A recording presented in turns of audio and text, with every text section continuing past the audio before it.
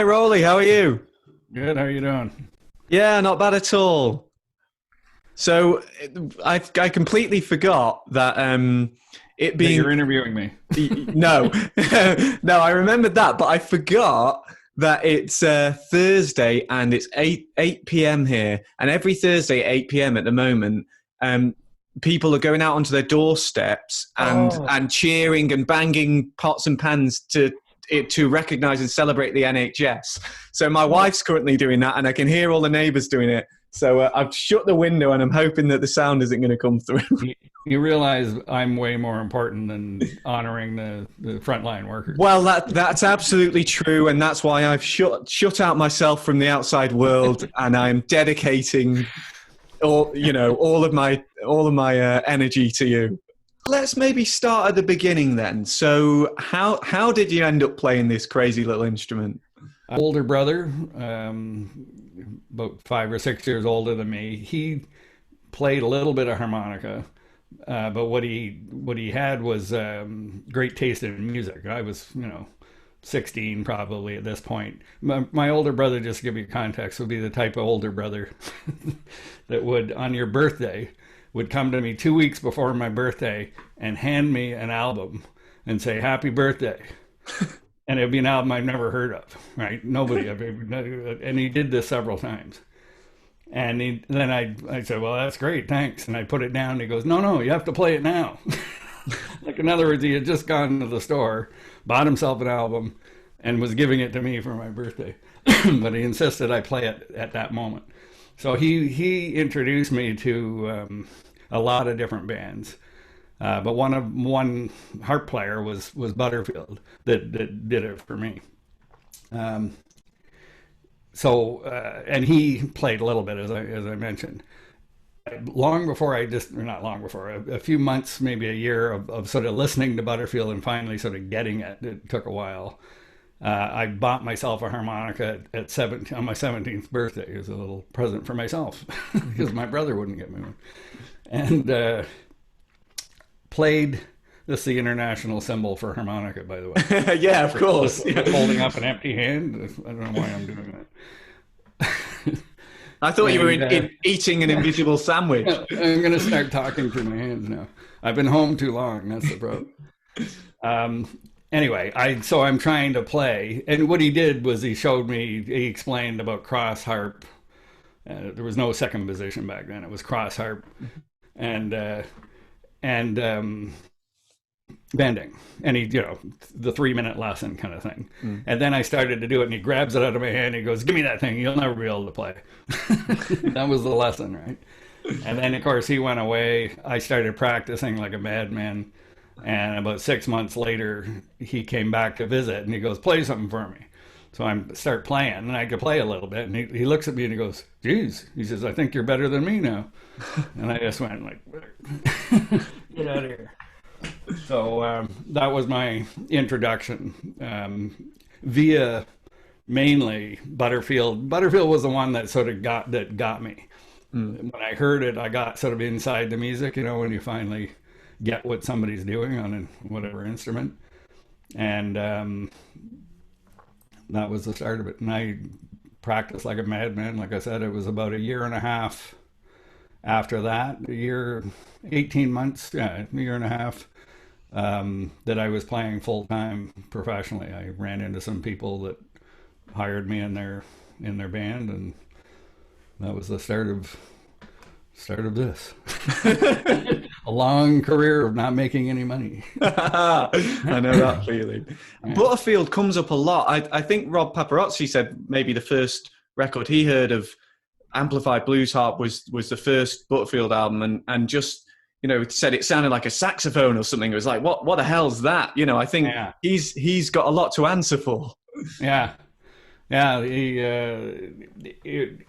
I mean, in hindsight, I think you get inspired or hooked in by whoever you happen to hear at that time. That was who was in front of me at that time.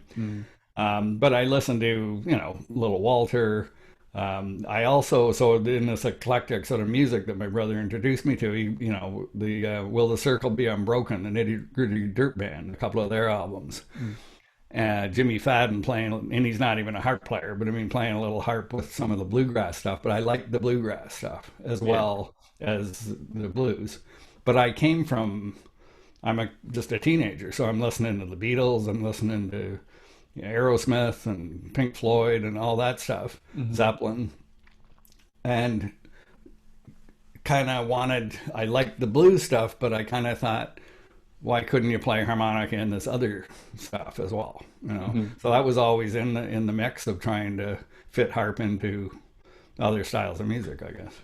And I suppose that's continued for you, right? Because you've done so much session work, you probably had to be quite eclectic and adaptable. Yeah, and that first band that I mentioned was a band called Cement City Stompers in Toronto, and so like I said, I considered myself a blues player, and maybe a little more progressive than a typical, traditional blues player. But I met these guys, and when I joined the band, they were a country band that played a little bit of everything. So we played Asleep at the Wheel, like swing stuff, country swing. We'd play some traditional jazzy stuff like Louis Armstrong songs, stuff like that. And some real traditional country, and Allman Brothers mixed in. So like they did everything, but there was no harmonica in any of the music that they played. Not one song, maybe one song, a Willie Nelson song or something. So you wind up having to learn to fit. And there wasn't even a reference for some of this stuff, like doing Just a Gigolo, not the David Lee Roth version, because he stole it note for note from Louis Prima, but the Louis Prima version of that. There's no harmonica in that. There was nobody playing harmonica to stuff like that I was aware of. I'm sure there was. So I mean, and I was pretty bad at it, but I was excited. I was into it. Yeah. But that's where that started. That was my introduction into live playing, was playing all that different stuff as badly or well as I did. And as time went on, I kind of had that more of a melodic approach, but it was kind of force fed on me through that process of like listening to the guys in this band. I'd overplay, and they'd tell me, no, here's how it works. We take turns. I've got the ball right now, and I'm going to give you the ball for the next verse. Then you're going to give the ball to Dennis. Then you don't get the ball again until the end of the song. That kind of thing. And I learned that kind of, take turns and, literally sharing on stage like a kid with a toy or something. And staying out of stuff. Like, don't play there. Don't play at all. Don't do anything. Yeah. And just restraint, and then you get into the studio, and that is almost like that same philosophy, but even more exaggerated, where you really got to watch where you play. Suddenly everything you play that doesn't need to be there has got the spotlight on it, saying, "See, that's wrong." And it doesn't disappear in an instant and be forgotten. It's like there forever. Exactly. And the level of guys that I was playing with on a lot of the studio work are so high level players and have done so many recordings and different styles of music and everything that you really learn quickly to play less and try and find what works. And not only that, but in the studio, play what's required. Never mind what I want to play. There's lots of stuff that I wanted to play in tunes, and they're like, no. All we want is a couple of nice notes in here. And it'd be boring as hell, but on some of those sessions, that's what they're paying you for. They're not looking to feature me, right? It's not my gig. I'm there to support the artist or the song, and sometimes they just want a bit of color. They just want a little something. And other ones, they let you go a little solo in or something like that. But a lot of the stuff was quite minimal, especially for commercial work. I find because I do a bit of session work, and I do a bit of online session work, and I always find the online stuff is is tricky, because sometimes they'll ask for something and I happen to what I interpret from what they've said is correct, and I give them what they want straight away. But obviously, usually, if you don't know the musicians, they don't know you, and you're just working it out, there's that conversation you have to have in the studio where you try something and they go, oh, a bit more this, a bit less of that, and that's they know right away. Yeah, and that's so protracted when it's online, because it's like send it to them and then they go, oh no, actually, and it's that back and forth, and that you kind of need almost to be in the same room where they can stop you and say, oh, a bit more like that. Yeah, I've become very proactive in asking clients that stuff. Try to up front. Like, the best people I can work for are people that already know me, because they know what I do, and they know kind of that I'm going to give them something that's going to sound good. They'd rather let me worry about that, and they go on and do their other stuff. That's why they're paying me. Yeah. But not everybody thinks that way, and a lot of times, because of the internet, and everybody can record and everybody can hire people from all over the place, everybody wants to be a producer, except they don't know anything about it. And they try and micromanage. They have something in mind. Instead of listening to what I do or whoever they're hiring, this is the sax player they're hiring. What does he do? What's he do as a musician? They're all different, right? His bag is, 50s, rock and roll stuff. Like, he's got that tone and he's got those licks and that simple approach. Don't hire him for like some, some other, the opposite of that, whatever that is. Don't hire him for that.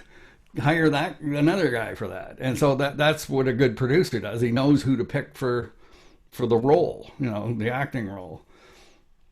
And I've had many situations like that where it's come up where they and then they tell you, they enlighten you after you've spent 2 hours recording and editing and everything. They go, well, this is more what we had in mind. And then they send me an MP3 of something, and it's like Bob Dylan.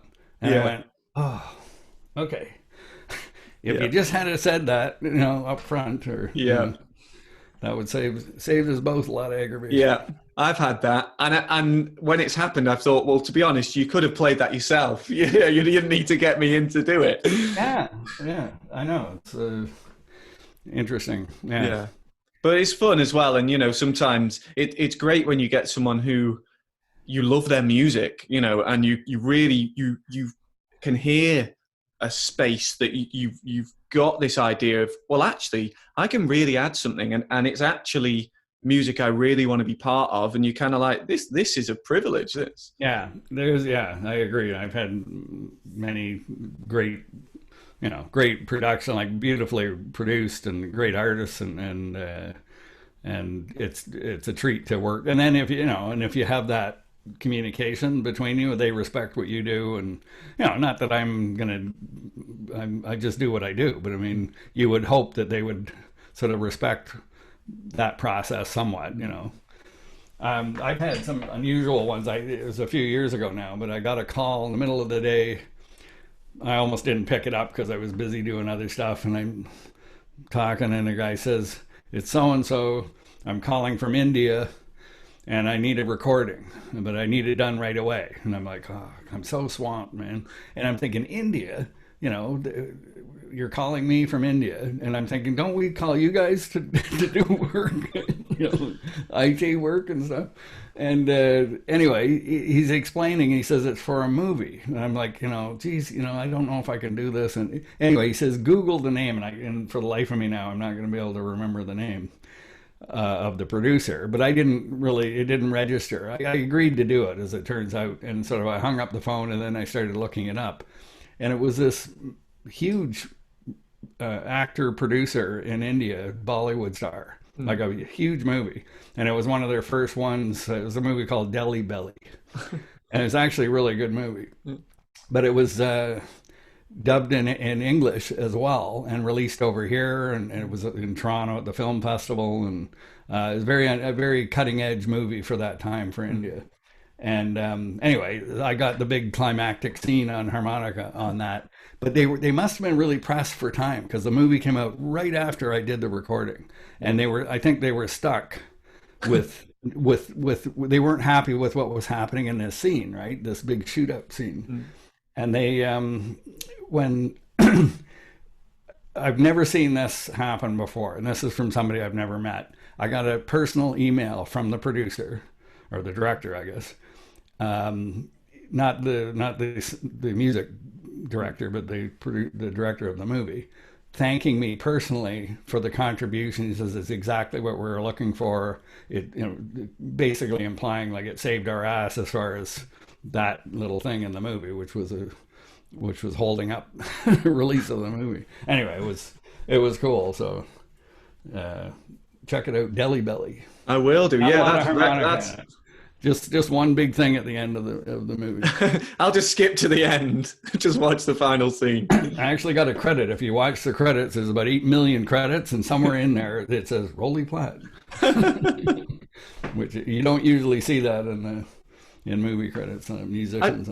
I've got to ask about the name. Is it short for something? Is it short for Roland or something? Yeah, Roland. Ah, okay, yeah. I don't know any Rollies. Yeah. I went by Roland for a couple of years, apparently, because there's people that I forgotten, I haven't seen them in years, and they go, Roly? No, it's Roland. I go, what do you mean it's Roland? He goes, yeah, you told me your name was Roland. Okay. Must have been I was trying to be sophisticated or something.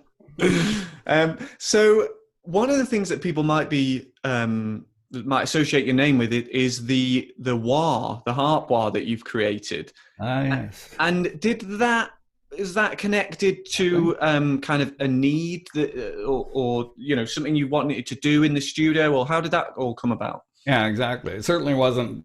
I was going to try and get rich making a harmonica product. It wasn't the intent at all. Literally, well, I think most of us know. I'm always surprised that people don't know of this, but playing into a cup. And playing, like that, you pick up any cup or mug or shot glass or whatever, and it gives some sort of resonant effect. You see Joe Flisco do it all the time with various ones. He has the largest collection of cups I've ever seen.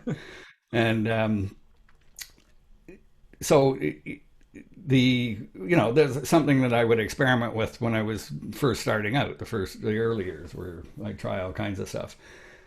So I knew you could do it, and I knew there's various things you could play through and whatever.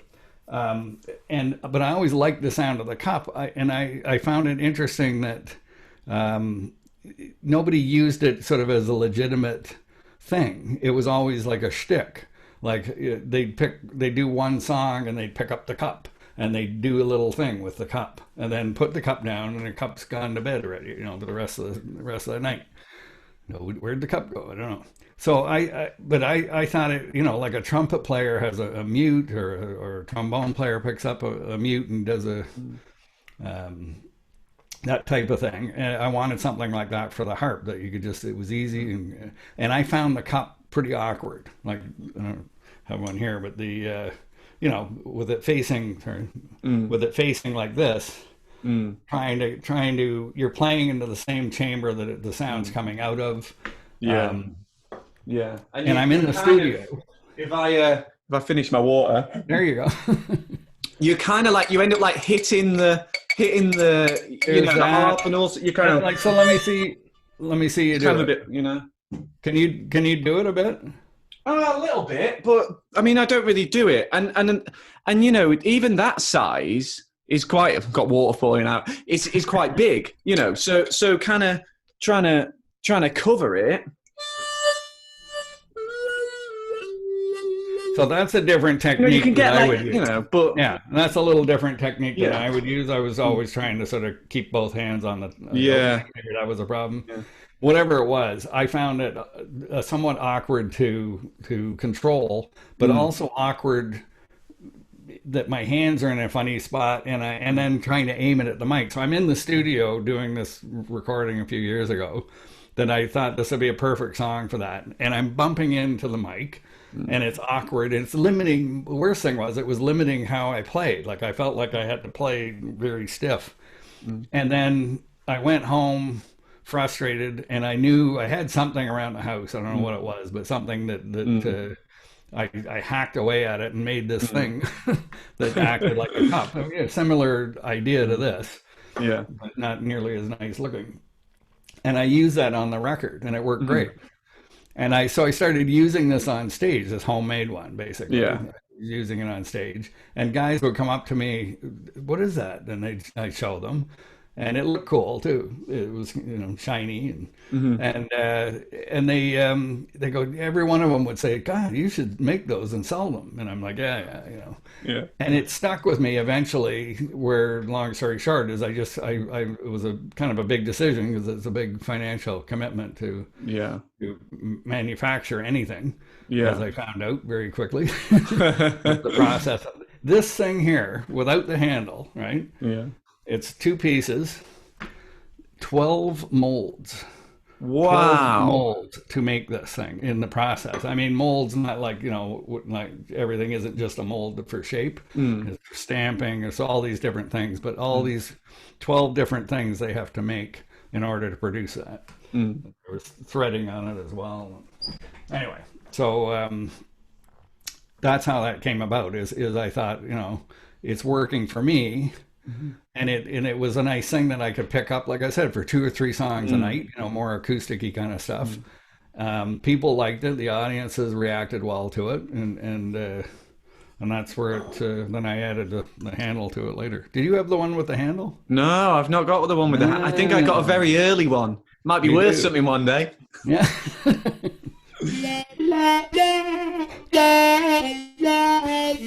I just like the idea that the sound comes out this way, Yeah. and your Yeah. hands are sort of in a similar position.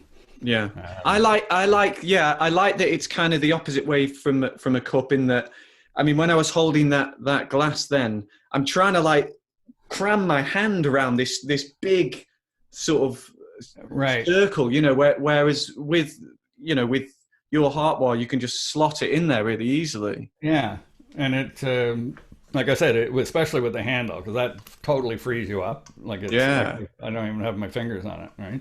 Yeah. But I can play fast, right?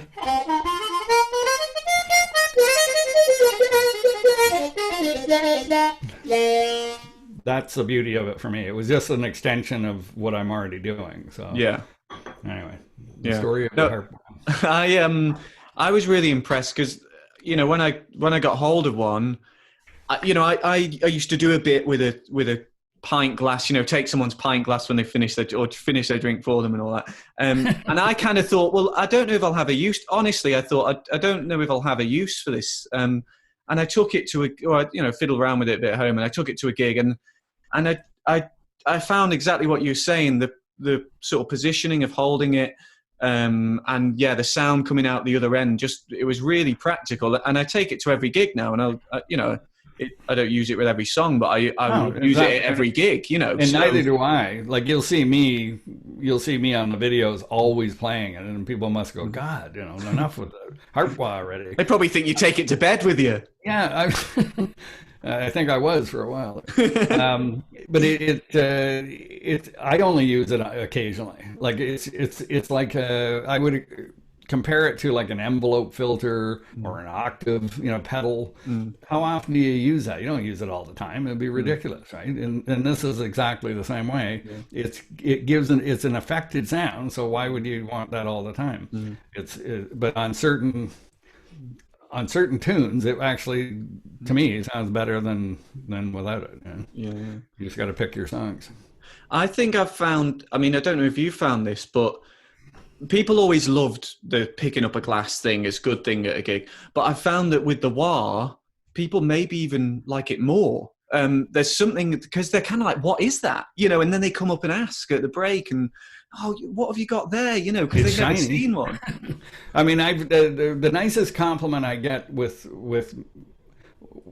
music, with my playing, or with the harp wah, anything that you do, is when people that aren't harmonica players notice it and say something. So when I put out my CD, it's great. Lots of compliments from harp players. I mean, it's all, ridiculous amount of harmonica all through the thing. But what the nicest compliments it's kind of meant the most to me, or at least as much, is when somebody who knows nothing about harmonica or music, for that matter, comes up and pays you a compliment saying, I love that song, or I love the songs you do on the record. I never get tired of it, whatever it is. And I'm like, there you go. It's not about just harmonica. And this thing is I get the same thing. I'll play it, and I don't tell people what it is. I just use it, right? Yeah. And I'll get people that come up that aren't harp players, like a woman at an outdoor show came up and goes, "You were playing something that sounded like a trumpet mute. What? How did you do that?" And she didn't even. I don't even know if she knew I was using that. But that I like that because that means it's reaching the audience, which is far more important than reaching the 1.5 harmonica players you might have at each concert or whatever, right? Do you have half harmonica players in Canada? Yes. Oh, yes. You see them, little guys about this big. Yeah. No, that's so true, and it kind of it moves us on nicely to the next thing I was just thinking about, because I don't know if you remember, we've briefly spoken before about kind of musicality and expression in music. So I kind of want to, not sure quite what my question is, but kind of just get some of your thoughts on what inspires you to make music, and what it is that you kind of you're kind of searching for when you're making music. I can tell you. I tell people this, that there was a couple of points in my life where the light went on, the light bulb went on. One was Charlie McCoy, and I was watching Hee Haw, who he was a musical director for, which that in itself, musical director of anything is a serious gig. I mean, that was a big time show, and that's a huge task in itself. But I would watch it to, hopefully see him. They do a little bluegrass tune or some little thing, and you get to see him do his fast harmonica playing. That was the thing. And then I see him, and it wasn't. I always wish I could remember the artist, but it wasn't Loretta Lynn, but it was somebody like that. A big country star was the guest on the show, and they have the little studio band of 4 or 5 people kind of behind her, and they're doing this slow country tune. And I'm thinking, oh, well, and I saw Charlie McCoy standing there. I thought, oh, he's going to play a little harp, but it's going to be pretty not that interesting because it's just a slow country tune. And I never forget it, obviously, because I'm telling you now. But he played, and I don't remember the tune, but he played not a lick in the song, but a part. He played a series of notes that were designed to be in that tune over these particular changes, or from one change to the other, whatever it was. The closest song I can think of is, and Rob Paparosi talks about it too, not from my perspective, but anyway, I can't remember either one right now, but it'd be something like that, and then the next line was sort of based on that first line. But it was this part, and it could have been played by the fiddle player, could have been played by the steel player, it might have been played by another instrument on the record, or maybe he's doing it on harp. He's musical director, so he wrote that part for that tune. It just happens to be he played it on harmonica. The light bulb went on when I heard that, because I never really heard a harp player approach playing that way. And he's thinking musical, not harmonica. He's not thinking harmonica, he's thinking music. And so, like I said, it could have been any instrument, and that changed, that little series of notes changed my whole way of thinking about how to approach a song and how to contribute to a song. And that goes for melodic stuff, but it also applies to blues. All styles of music is just try and think of musical ideas that fit, and stop worrying about trying to demonstrate your harmonica skills. I tell people, like, I spent the first 20 years trying to be a great harmonica player, or a good harmonica player, and I spent the next 20 years trying to be a good musician. Right? And that makes me I don't know if it makes me a better harmonica player or not, but you take what you know on harmonica and then start really listening to music and start contributing. Like I said, don't worry about if that's the most difficult thing. I get a kick out of finding stuff now that is dead simple. whatever it is, one note or two notes or a little buck, duck, a little quiet little thing in the right spot, finding those little gems.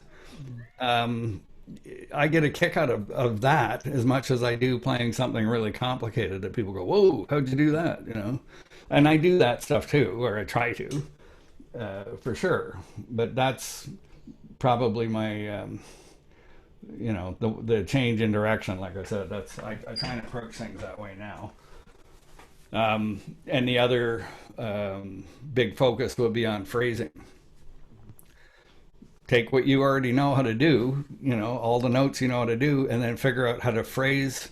There's a million different ways to phrase things and improvise. So every time I play, I try and change up the phrasing in the shit that I already play, the 14 licks that I know. But you can make them sound different, right? Like I wish I knew 14. Yeah, well, I've been playing a long time. Yeah. One day you'll get there. I know a guy that knows 16 licks. But that's the fun part to me when I listen to Little Walter, especially when I listen to him now. I mean, I got it from Butterfield. That was my window into it. But I'll go back and listen to Little Walter, and I hear his phrasing. And I don't know this for a fact because I'm not the least musical historian type person out on the planet. But I'll, hey Marvel, keep it down. But I listen to his playing and I know he's phrasing on the fly. And if you were to ask him, how did you play? What did you play there? He'd have trouble probably duplicating what he just played because it's that organic, right? Those ideas, and he'll play those licks and things, but every time he plays it, he's playing with the timing of things, or you get that happy accident that happens. That's it. That's where I come from. Yeah. Those two things. Well, I can really resonate with those, and I think this thing of thinking of serving the music is massive, and it's difficult, especially in an age of obsession with precociousness, teenagers who can play all sorts of crazy shit that they shouldn't be able to, and this sort of kind of doing something outrageous on the instrument as opposed to being a musician and making your sounds suitable to the music and adding something to the music. I think that's and really I'll tell you where it becomes where I learned it, and because I wouldn't have been able to sustain a career doing what I do. I'm a sideman. I'm a professional sideman harmonica player, mostly. Changed a little bit in the last few years, maybe, but that's basically what I've done. I've always worked. I've never had my own band. I've always worked for other people, whether it's in a band full time, for years, or just being a hired gun for a gig. They want a harp player. So I had to adapt that attitude and approach, or I wouldn't be working. The reason I got the work is because I take that stuff. And I don't want to forget, but I've got some workshops coming up, or I've done a couple, and I'm doing a couple more online workshops. And the next one I'm going to be doing in a couple of weeks is talking about that, being a good sideman. What does that mean, and what's involved in it, and how do you do it, is one of the topics. And I take great pride in that skill. I'm not that good at band leading. Like if you were to put me in front of, I'm uncomfortable doing that. I'm getting a little better at it, but that's never been my forte. And there's guys that are amazing at it. They know how to call tunes. They can describe the groove and all the things. And I'm getting a little better at it, but that's not my forte. But throw me in to something that's already somebody else is leading, and I slip in like no problem. I have no fear of doing that. Yeah. Even in styles of music or songs that I'm not familiar with, I've done enough of this stuff that I know sort of how to make it look like I know what I'm doing. Yeah. even though I don't have a clue. Right? Yeah.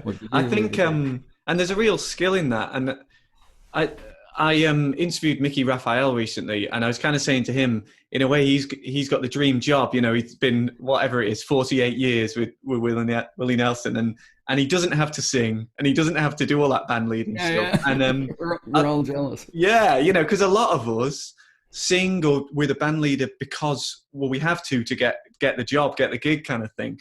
Right. And I've kind of grown to enjoy it to a certain extent, but equally I would be happy as Larry to be just standing at the side of the stage, playing my bit, contributing, listening, and as you say, and that kind of builds your confidence to be a chameleon and get involved in different things. Yeah. It's a lot. I mean, it's less responsibility because you're not the front person. You're not on the firing line kind of thing with the audience as much as, you know. I like kind of doing both. I like stepping out and doing that a little bit as well, like more so again in the last few years since I did my CD. But yeah, it's that's where I came from. That's the area that I work in. That's why people hire me. You know, is they know I'm not going to get in the way of particularly singers, which are often the band leader.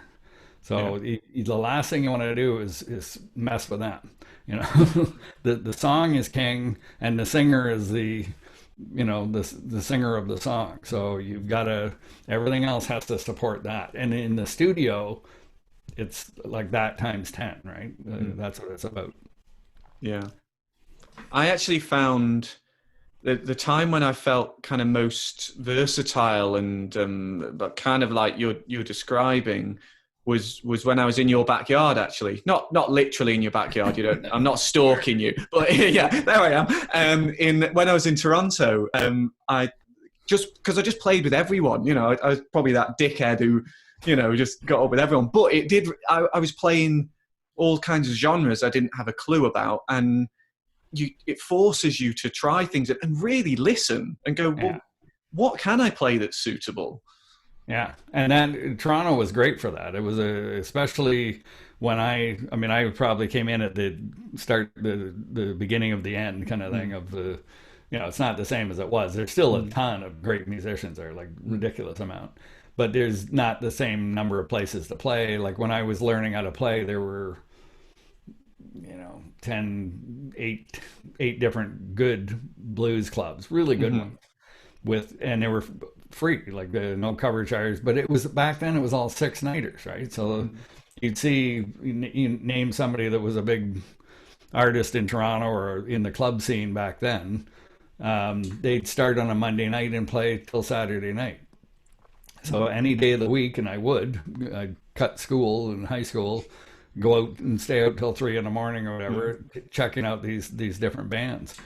And yeah, so you get to, you know, you hear a lot of different stuff, but you get to, when you're sitting in, like you said, there's this huge value in that. And that's probably much harder to do these days than it was over the years, right? Yeah. I'm sure I don't know what it's like where you are, but it's just, I think it'd be tougher these days for that. Yeah. I mean, even London, you can just about get a blues jam, you know, each night of the week. But, you know, London's a big city and you'll be traveling out west one night, east the other, north. And then, you know, it's kind of, for the amount of places, you know, the amount of people, that there isn't that much, you know, relatively. It is difficult. So how do things look for you now and kind of hopefully as we get back to normality after COVID-19? Are you doing a lot from home at the moment, sort of session stuff? Yeah. I mean, I'm trying to do, you know, as much as I can. The workshops that I'm putting on is a new development for me. I teach via Zoom or Skype one-on-one, and I've been doing that for a long time. But these workshops I'm enjoying, so that's new territory. There's a fair bit of work goes into it, as you would know. Getting ready for everything. People think, oh, that looks easy. There's nothing is easy. That's what I'm figuring out. You know, anything new that you're trying to do, nothing is easy. But I'm really enjoying that and sort of, you know, because teaching is different than doing, much different.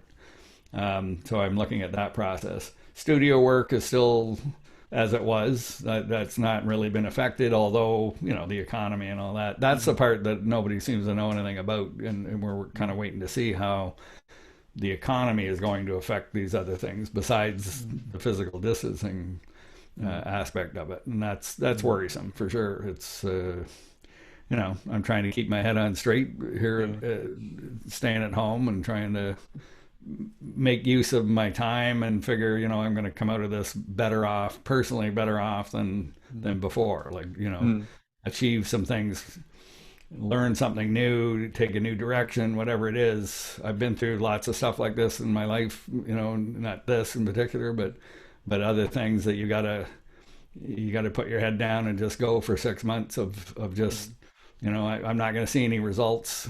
But then 6 months later or 2 years later, you go, you know what? If that hadn't happened, I wouldn't be doing this now, right? That opportunity wouldn't come up. So that's what I'm trying to focus on. Yeah. Well, I think that's great, and you know, good luck.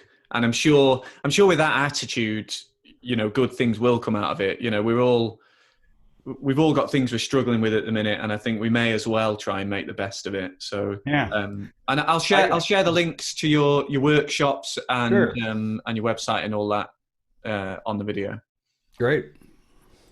So thank you so much for sitting and chatting. It's been nice to you know, finally get to have a you know, a proper conversation and hear about everything you've done and you're doing.